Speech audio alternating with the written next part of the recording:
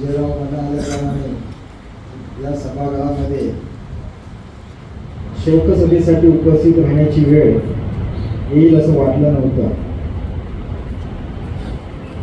सगळ्यांनी सांगितलं महाराष्ट्राचं नुकसान झालं, सह्याद्री परिवाराचं नुकसान झालं, पवार परिवाराचं नुकसान झालं. हे जरी कितीही असलं तरी वैयक्तिक माझ्या गावाचं सुद्धा फार मोठं नुकसान झालं.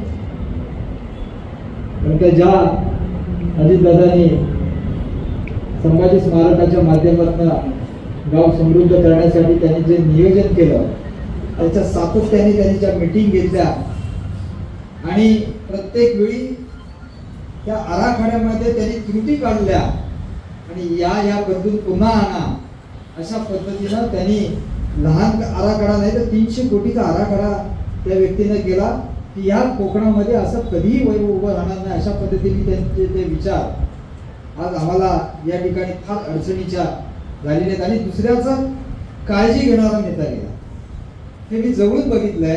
फार काय मला अनुभव त्यांच्या बाबतीत नाही किंवा सहवास लाभलेला नाही.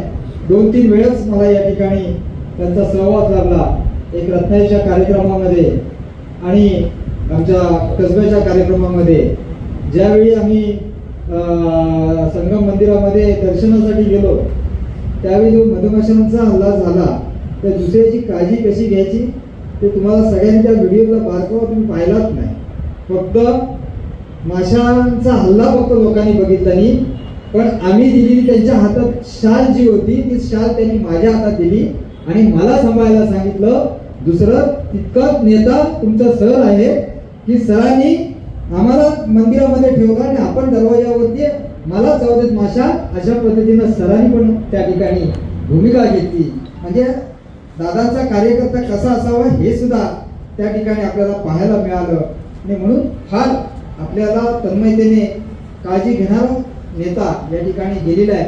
दुसरं महत्त्वाचा मुद्दा असा की ज्यावेळी माझी ताई पण आम्ही वेगवेगळ्या पक्षामध्ये काम करत असताना सुद्धा मुंबईमध्ये महापौर असताना तिनं दादांच्या सानिध्यामध्ये ज्यावेळी कामाच्या रूपाने गेली ती अत्यंत जवळीक होती की जे काम तिने सांगितलं ते केलं.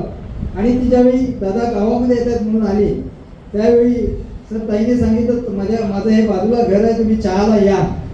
ते म्हणाले नाही मी संभाजी स्मारक करेन त्यावेळी तुमच्याकडे नक्की चहाला येईल अशा पद्धतीनं सांगितलेले दादा आज आपल्यामध्ये नाही असं आम्हाला वाटलं सुद्धा नव्हतं की एवढ्या लोक दादा एक्झिट घेतील.